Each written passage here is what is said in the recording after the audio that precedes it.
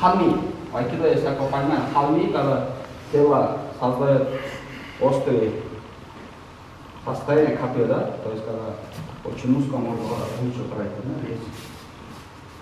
И начинает подключать туда ноги. Вроде так же стоит.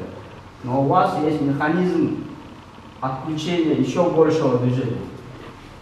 То есть если до этого этот механизм не был виден, сейчас он становится более видимым и начинает управлять. Можно так. У вас уже тело на месте начинает активно поглощать сопротивление.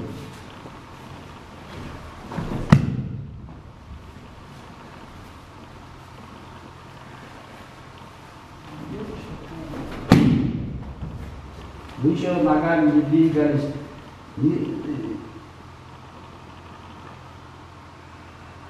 Поглощайте туда.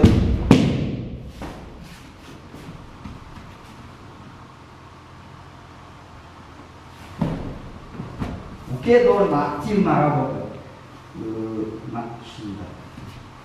Руке должен активно физику. Ваш оппонент действительно реально учиться.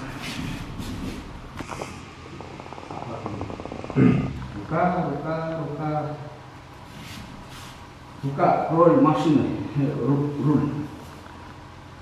Он направляет. А основное поглощение идет